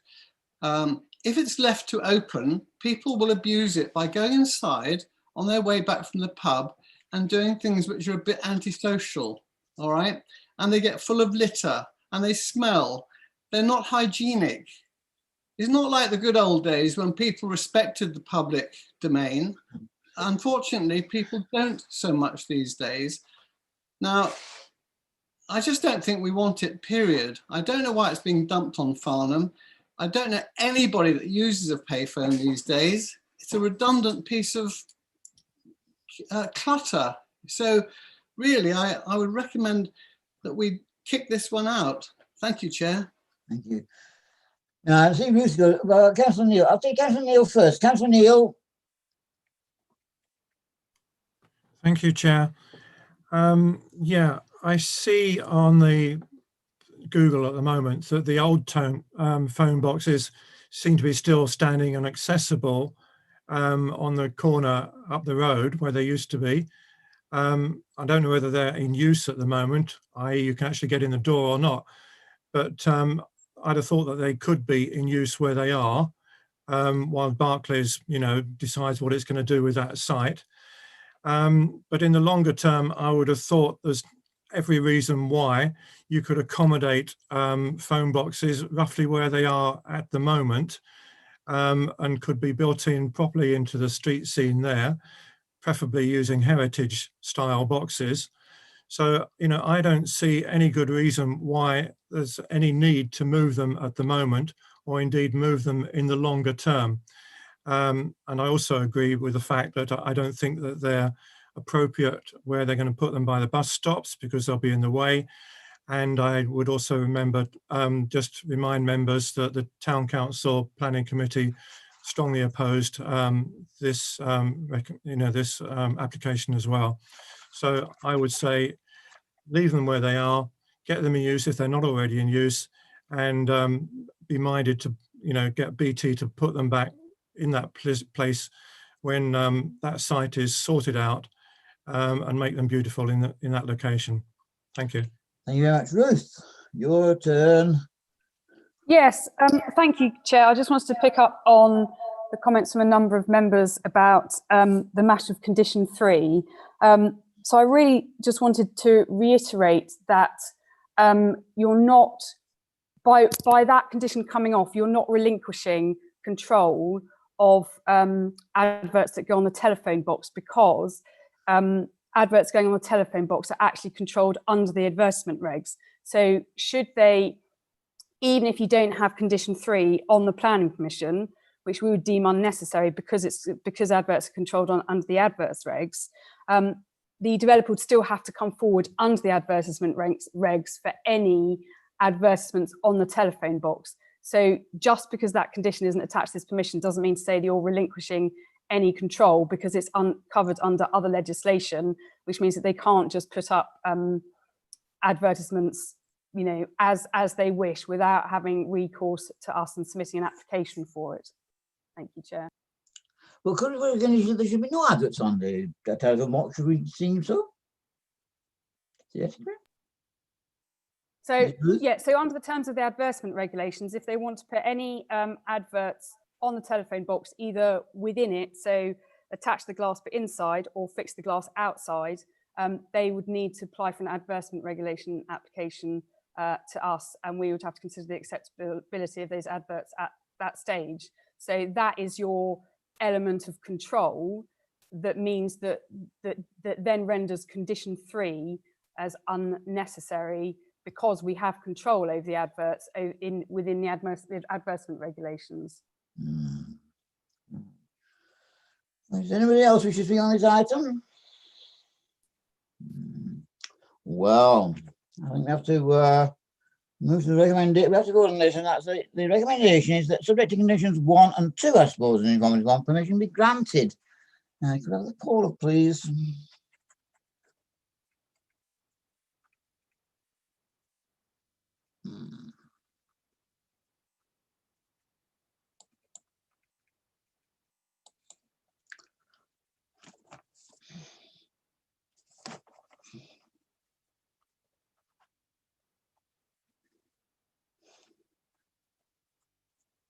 How are we doing? Oh, well. Chairman, so that's Yeah. 2 in favour, 12 against, and 1 abstention. All right. So we have to move to an alternative recommendation, don't we? Does anybody wish a proposal? Anyone wish to put one forward? I think we should go with what. Yes, Councillor Dixon. I think we should go with what Councillor Neil said about it staying where it is for now. I think we have to make a recommendation in relation to this site, don't we? Ruth? Yes, we can't say we keep it where it was. I don't think that's right. Can I suggest that it would have a negative impact on pedestrian convenience? Anybody happy with that? Anybody wish to second that? Oh, Councillor. Pedestrian amenities rather than convenience. Oh, amenities. Well, that was the wording I saw here. Whatever. Also, can I suggest that it would have a negative impact on the visual amenity of the conservation area and listed buildings? Are we happy with that?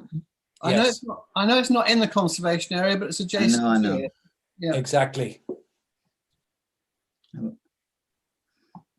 Anybody wish to speak to that or not? No hands. Could we vote on? Are we put that as a recommendation for wording? So, is you proposing, Councillor Harrison, who's seconding? I'll second. Chair. Councillor Coburn, sorry. I just want to be reminded of what we're saying. We're saying no phone box, basically. Thank you. The reasons why we're saying that. Yeah, because of the effect on the conservation area. The visual impact on the local conservation area, I suppose. Yes, FMP2 and FMP4. Which is? Contrary to the Farnham Neighbourhood Plan. Policy what way? FMP2 and FMP4, isn't it? Would you agree with that, Councillor Coburn? You're muted, by the way. Her thumb up, Councillor Beaman. Sorry? She put her thumb up. Oh, sorry. Okay. Okay. So I didn't see so go. Okay. All right. Okay. Yes. All right. Well, in contrary to FMP4. Yes.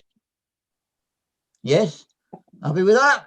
It's FMP2 for the town centre conservation settings, and it's FMP4 for advertisements. Great. So Bruce? Yes, right. Thank you, Chair. So I have got reason for refusal that hopefully encapsulates everything that people have said about their concerns. So it would read that the proposed telephone kiosk would result in visual clutter within the street scene, harmful to visual amenity and the setting of the Farnham Town Centre Conservation Area and nearby listed buildings. Sorry, I'm just doing that in. Contrary to policies TD1 and HA1 of the Local Plan Part 1 2018, FMP1, FMP2 and FMP4 of the Farnham Neighbourhood Plan 2013 to 2032 and policies D1 and D4 of the Local Plan 2002. Okay. Well, could we, Good. Go on, could we go put in, first. Yes. Yeah, could we just mention FCAMP, please? Because, you know, that document is there to try and, I know it deals with the conservation area, but as Councillor Clark said earlier, it's the conservation area and its setting. So it goes against the aims of the FCAMP document. Bruce, yes? No. Yes, sir. Can you amend it slightly? That's the point. And Councillor Edmonds. Thank you, Chair. I think we have a strong rebuttal. Congratulations. What? Congratulations. Congratulations. Oh, well, okay. Yeah. Ruth, are you okay to put FCAMP in there somewhere? Can you just bear with us 2 seconds? There's a bit of discussion being had about that. Just, I'll advise you in a minute. Mm-hmm.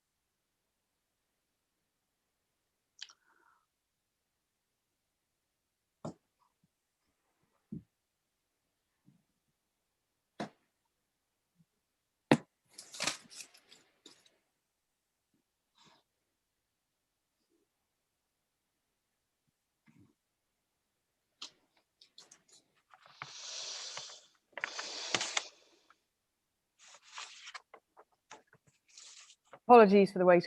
We No will problem. be coming We'll back get to it you. right. Can we have some background music while we're waiting? You want me to sing to you, George? No, no, you don't. Or I could sing a song or something. No, no. As time goes by, something else.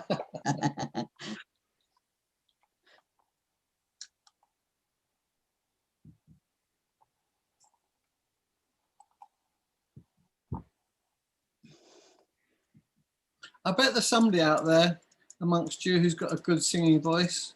I'm sure. I reckon Councillor Nicholson must have a good singing voice. Oops. It's smiling, George. Okay.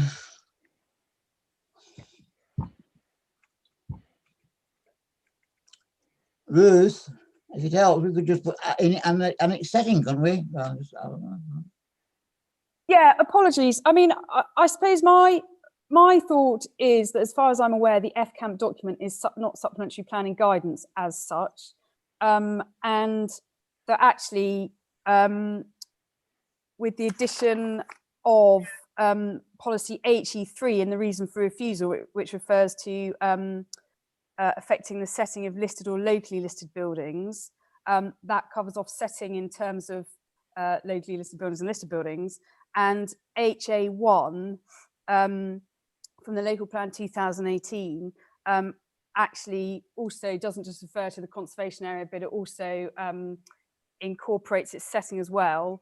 And I think that possibly HE8 of the Local Plan Part 2 also does that as well. So I'm not sure there's necessarily need to refer to the FCAMP documents because it's all encapsulated, it will all be encapsulated within the policies created in the reason for refusal.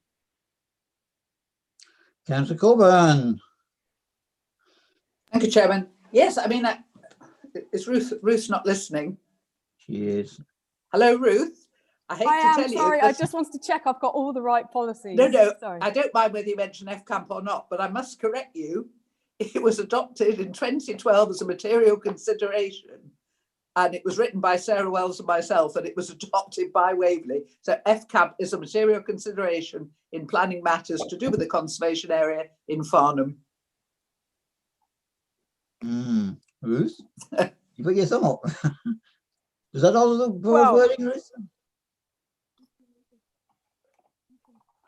Yeah, right. Apologies. So,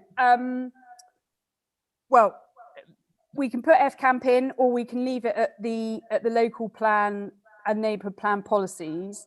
If we leave it at the local plan and neighbourhood plan policies, I'm just going to read the whole condition out again, so we're clear on the reason for refusal. So it'd be the proposed telephone kiosk would result in visual clutter within the street scene, harmful to visual amenity, and the setting of the Farnham Town conservation area and nearby listed buildings, contrary to policies TD1 and HA1 of the Local Plan Part 1 2018, FMP1 and FMP1, FMP2 and FMP4 of the Farnham Neighbourhood Plan 2013 to 2032, and policies D1, D4, HE3 and HE8, and they're your Local Plan 2002 historic building and conservation area policies of the Local Plan 2002.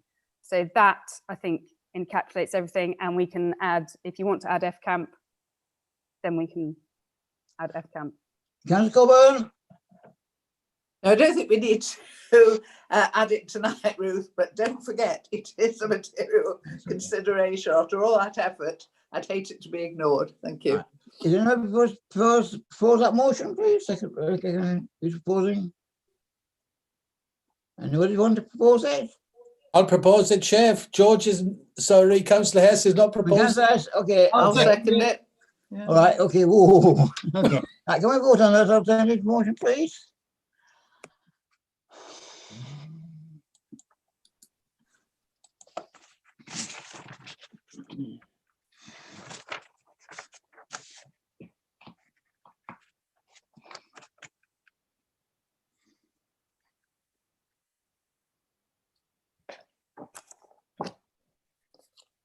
Someone that voted? I'm not quite sure what that vote means. Can somebody just explain? It means that there's no telephone box there at all, basically. That's to refuse the application to install the refuse. telephone box. Okay. Yeah. For the alternative recommendation to refuse. Yes. Well, it's gone now, so I refuse the phone box. Okay. Good. So that's 14 in favour of refusing, none against, and 1 abstention. Okay, So well, that's refused. thank you very much. We move on, which is the last item tonight. WA 2020-1267, land at 636 Bethel Lane, Farnham, GU9 OQB. And the officer to make the presentation is Lara Davidson. Lara, over to you. Thank you, Chair. Good evening, members. I'm just going to share my screen.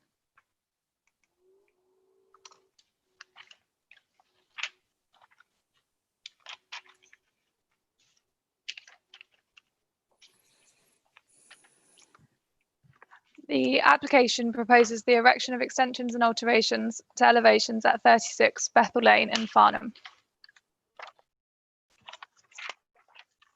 Here is the location plan where the application site is outlined in red. The dwelling is positioned to the northeast of Bethel Lane. The surrounding area is residential in character, with a mixture of bungalows, shallow bungalows, and 2-storey dwellings in the immediately surrounding area. Here is an aerial photograph of the site, where you can see the position of the dwelling within the site and in relation to the neighbouring dwellings. The red arrow indicates the position of 36 Bethel Lane. Here is the block plan of the proposal, which would create a 4-bedroom dwelling with living accommodation spread across both floors. 3 parking spaces would be provided to the front of the dwelling, as shown here on the block plan. I would a dwelling of over 3 bedrooms requires 2.5 spaces within our guidance, and therefore it would accord with this guidance. Here are some photographs of the site as viewed from Bethel Lane with the neighbouring dwellings clearly labelled above. These photographs are taken from across the road and within the front garden space of the application site. These photographs are taken from the rear of the application site. The dwelling at 36 Bethel Lane is set back from the neighbouring rear elevations, details of which are set out within the officer report.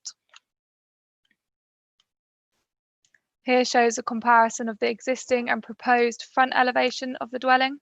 A roof light would be inserted in the existing roof space, however the ridge height would remain unchanged.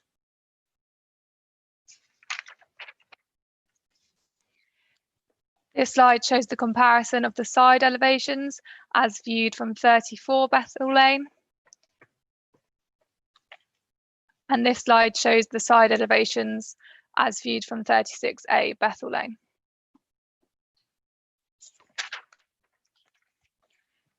Here shows a comparison of the proposed and existing rear elevations. As you can see, the proposed rear extension is set in on either side of the existing side elevations of the dwelling. Here is a comparison of the ground floor plan as existing and proposed, where you can see there will be 2 bedrooms provided at ground floor still with an extended living area to the rear.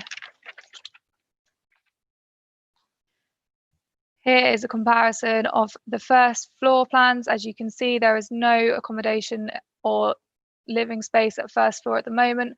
However, 2 bedrooms would be provided within the roof space. Here is a comparison of the existing roof and the proposed roof. Officers are recommending approval of the application, and given the assessment of the neighbouring amenity, would not consider the proposal to amount to overdevelopment. In addition, the parking provided to the front of the site, officers have no concerns in relation to parking, which has been assessed and approved by the County Highway Authority. Therefore, the key matters for consideration tonight are the impact on residential amenity, impact on design and visual amenity, and that is all. Thank you, Chair. Thank you very much, Lara. Right.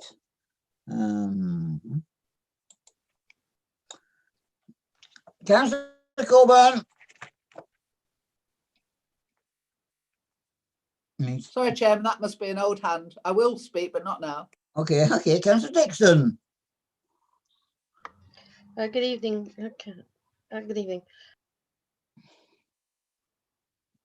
Good evening. I might just go with my 4 minutes, so do time me because I have a lot to say on this. Yeah. First to say that this is in my ward, and actually I live on this road. So Alma Lane is directly connected to Bethel Lane, so I know this site very, very well. Now, I would first like to object to what Laura says when she says that it doesn't, it is not overdevelopment, because when you look at the Farnham Neighbourhood Plan, I've been reading this today about the building of extensions. We say in the Farnham Neighbourhood Plan under FNP 16 that an extension should be unobtrusive. The extension should be subservient to the original dwelling and not dominate the original dwelling.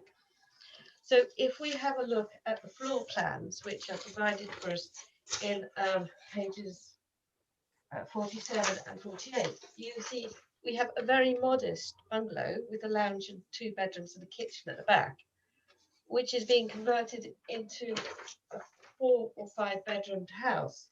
So with 4 bedrooms, some en suites, very loud. Now, I don't object to this because this is a residential area and there's a lot of houses who have got big extensions. But the rules of our neighbourhood plan is that an extension should not dominate. It should be subservient. So that's why this goes against the Farnham Development Plan. So the second point is I have to bring up is the street and the parking. So we have a diagram on page, sorry, don't know. We have a diagram of the 3 parking spaces on page 46. Now, what is actually shown on 3 parking spaces is really nice, actually. They've got 3 parking spaces and then they've got bushes along the front. Now, another thing that it says in our Farnham Development Plan 16 is that when extensions are made, we should look at the boundary treatments and we should look at hedges, particularly where they have a significant impact on the area or visual amenities. There are actually some very significant bushes on the corner of this plot. And on my road, we have 3 colonies of sparrows, which, as many of you will know, are becoming increasingly rare in Farnham. And so these bushes that are there have a very strong population of native British birds. But what's going to happen with this parking, which I'm going to go on to in a minute, is this diagram is just not workable. I really don't think there's enough space for 3 cars to get in there in the way that's described, or the kind of cars that people now drive, without removing all the bushes. So this will again fall against, we'll lose those boundary bushes if this plan goes ahead. The third point I'm going to bring up about is parking. And I'd like to refer you this time to the diagram on page 46, which shows Bethel Lane. And as you can see, number 36 is on the corner. And across from it is a little block of flats. And there are 9 flats there. And there are 9 parking spaces. But each of the flats has a young key worker or young family in it. And of course, they have 1 car for themselves, but many of them also have vans and business cars for their businesses. So I think you know where I'm going with this. This corner here frequently has cars parked all the way along, and also vans from a number of local businesses who operate from this part of Farnham. So the parking as is described is probably not going to work because it's very, very congested, this corner, they're going to have a slightly different solution. And also there is an element of it being on a blind bend because Alma Lane, where I live, is just round the corner of where you can see it going off to the right on page 47. And as you're coming along, you can't actually see very clearly round the bend at that point. So having cars coming in and out there, and that's exactly opposite where the cars are coming in and out of the flats, and you've got a little feed-in lane, is really dangerous. So the difficulty with this is that this is an individual, it's not a large company, and it does look like a lovely house, but it is breaking our rules in a number of ways. So I put it to the committee. This is why we should refuse this proposal. Thank you. Thank you very much, Councillor Dixon. Councillor Coburn. Thank you, Chairman. Yes, I can understand what Councillor Dixon's saying, but I actually don't think in planning terms that there's any reason to refuse this application. The applicant has done everything in his power to keep the character of the area by setting the application back and by bringing it in from the side. So, you know, although it does extend backwards, if you look at the block plan on page 47, it's not going to have an adverse effect on the adjoining properties, which are already, if you look at them, and going back into the plot. So I can understand fully what she's saying. I understand the problems of parking in this area, and I understand, you know, the closeness of property, but I really don't think we can penalise this one applicant for turning a bungalow into a chalet bungalow and trying to do it with sympathetic materials and keeping the harm to the minimum. So, you know, in an ideal world, I would agree totally with Councillor Dixon, and I would say, you know, let's turn it down. But looking at it purely in planning terms, I really can't see a single reason to refuse this. I'm afraid I don't think it breaks up too many rules of the neighbourhood plan extensions. And I just think it's the sort of application that normally just goes through the officers time after time. You only have to drive down Abbott's Ride and one or two of these Vale Close in the Bourne, these other areas where basically all these smaller buildings are gradually being extended by families. And if anyone's sitting here, never having extended a property to accommodate a growing family, I'd be very, very surprised. You know, it's a difficult one, and I fully understand why people would, people like Councillor Dixon would have issues with it. But I'm afraid on planning terms, I think I have to go along with the officers on this one. Thank you very much. Councillor Hess. Yes, I can't really see there's any much impact on numbers 36A and number 34, the neighbours to the rear. It's single story, and their properties, according to the block plan, more or less go back to the new rear elevation of the proposed rear extension. The front is barely changed, so there's no visual impact on the street. I would ask whether the car parking spaces comply with parking guidance for size. Maybe the officer could just clarify whether they are big enough. And I would say that the big issue on this one is the what Councillor Edmonds is very keen on,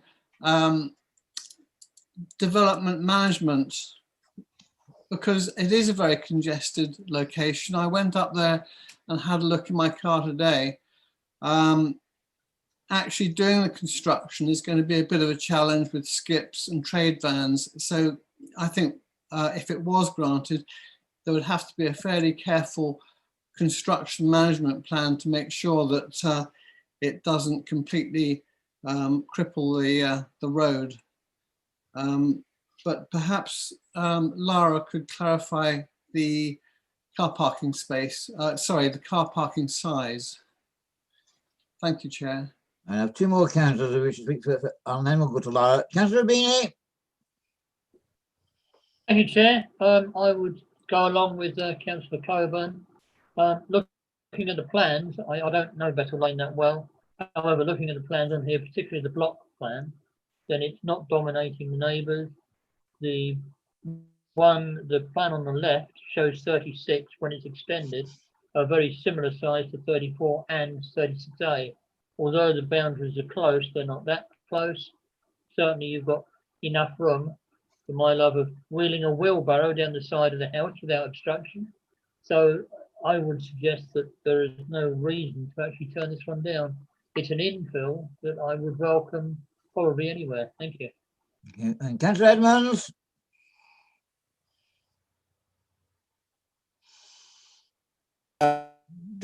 Councillor Hess had mentioned the inability to develop it safely, but however, that's not my major issue.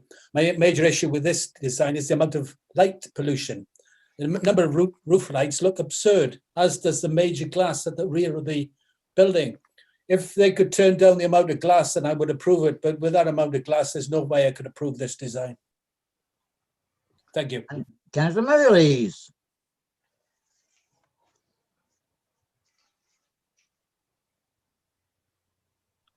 Sorry. I was just actually going to say, where on page 51, I see that Councillor Dixon referred us to that in the chat room about the excessive number of roof lights at the rear.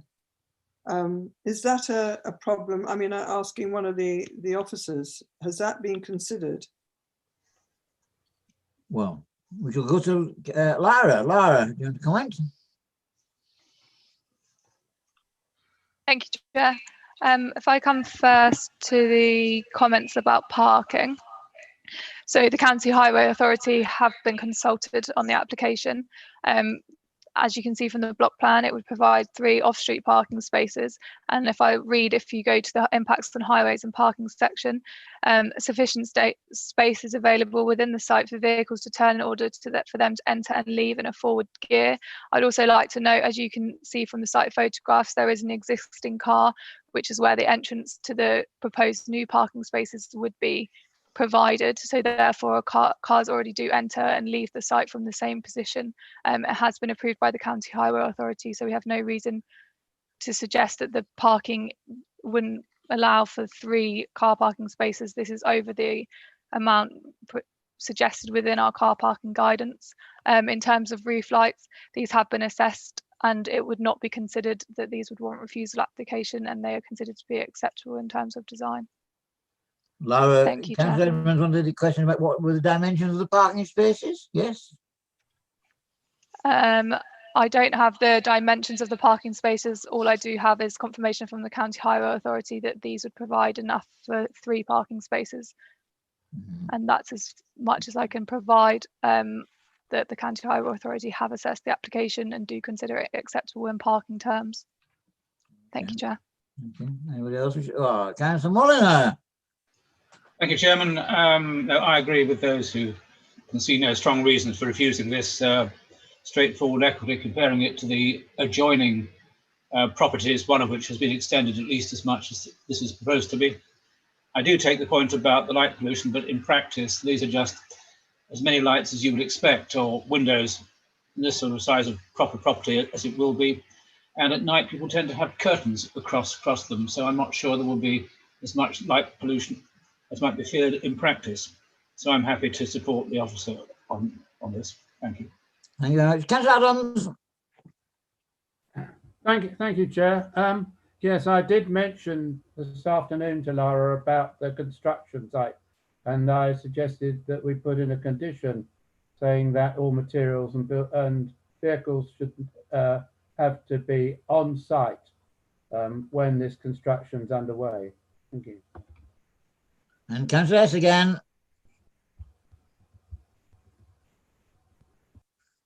Sorry. Sorry. No land, is it, Councillor S? That mute button is at the wrong side of my screen. Yeah, when I went up there actually to have a look, I got the feeling that the applicants' cars were parked on street, which is fair enough. There's no restrictions, no reason why they shouldn't park on the street.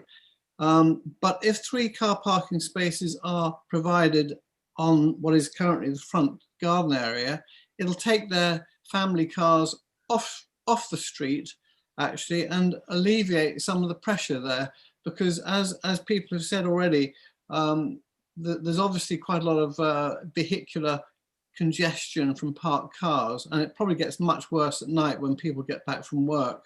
So I actually think that getting the cars off the road onto that drive, onto those parking spaces, would be a benefit to the local area. I have to say I'm inclined to support this planning application. Thank you, Chair. No, Councillor Dixon.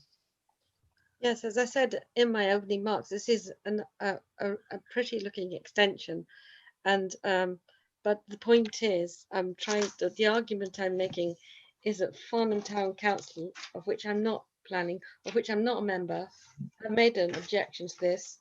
They've quoted the relevant paragraphs in the Farnham neighbourhood plan, which I've read out to the committee, and in many other meetings we've said, you know, the Farnham neighbourhood plan is there for a reason, and I'm just worried that if we again go against our own plan, is this not a is this, how do one day we are saying we have to defend the Farnham neighbourhood plan to our last breath, and then tonight we're saying, oh, well, actually, that's okay. I say, well, Farnham Town Council has objected to this. There are clauses within our neighbourhood plan that say this is overdevelopment, and that's the argument which I'm putting. Laura, Laura, can we just clarify what the construction learning formalities or conditions regarding construction phase or not? Chairman, may I, if that's okay? Yeah, sure. In terms of conditions, we have to make sure that they're proportionate to what's being proposed. We wouldn't normally put a construction transport management or construction management plan on a development of this kind of scale. So I would suggest actually it's probably not necessary for something of this, or proportionate for something of this size to carry that condition. Now, if there were specific reasons why you felt it was necessary in this case, then obviously that would be it'd be reasonable to do so. But I think as a starting point, we would normally take the view that for something of this scale, it wouldn't be proportionate. You can do a number of extensions to a household or dwelling without needing a planning application in lots of instances, we often wouldn't put that kind of condition on. But it's obviously for yourselves to come to a view on that point. Thank you, Chairman. Councillor Coburn again. I'm just intrigued with Councillor, Dixon's statement that we're going totally against the neighbourhood plan. If she could just explain it to me in a little bit more, because, when you're talking about the extensions, FMP 16, if that's the policy we're dealing with, there is always an amount of wriggle room, but we do say space in between buildings would respect the character of the street, and this certainly would. Materials are compatible, and I think we've seen that this would be a pleasant extension. The traditional boundary treatment of an area is retained, and if possible, reinforced, but we all have to accept that we have to accommodate the car. Privacy, daylight, sunlight, all of that for residents. So I'm still not quite sure why Councillor Dixon thinks this drives a coach and horses through the Farnham neighbourhood plan, which I will defend, as you know, to my grave. But, I feel in this particular case that this application is acceptable. Okay, well, Councillor Adams now. Councillor Adams, do you want to say anything? You're muted. Yes, thank you. Yes, I hear what Chris French says, but we've already heard how that corner is difficult to see round and how the traffic is parking there on a regular basis all around it. So that's why I thought that it would be useful to try and make sure that all the building materials and vehicles were actually kept in the site rather than further cluttering up the street there. And Councillor Edmonds, you want to come back? Yes, I would support the last statement. I mean, when my house was built in 1989, Waverley Borough Council placed planning conditions saying that all materials, all vehicles during construction should be on site because of road safety. I live in a very quiet lane. In this congested area, I cannot see how this construction can be carried out safely unless we put reasonable conditions in place. I think public safety needs to be a consideration within planning for a change. Thank you, Chair. Okay, anybody else wish to speak? Oh, Councillor Sherwood. Good evening. Thank you, Chairman. I was simply going to add that I feel a condition should be added on the time and of construction from our normal Monday to Friday 8 till 1800 and Saturday 8 till 1300. No work on Sunday or bank holidays. Okay. Right, Chris, do you want to have comment on that? Additional condition? In terms of the construction management plan, I think we just have to, if that's going to be put on, we'd have to make that subject to agreement with the agent, because it's a bit like what we do with the 106 agreement. We could, it would be subject to agreement of that condition, because the legislation now means that pre-commencement conditions have to be agreed with the agent, but it would have to be subject to agreement of the condition that we would then put that condition on. Thank you, Chairman. Well, I'd be happy. Is everybody okay with that? Nobody object to that? Okay, shall we move to the recommendation then? Right, so the recommendation is that subject to conditions 1 to 5 and information 1 and 2, permission be granted. Whoa. Please vote, please.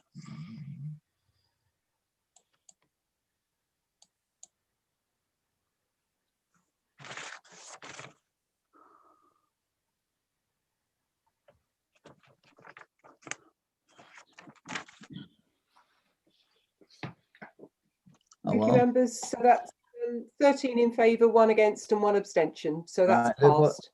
that application is granted. Right, there being no further items to be considered in exempt session, or no need for legal advice, that this concludes the meeting. So good night, everybody. Thank you, Good Chair. night.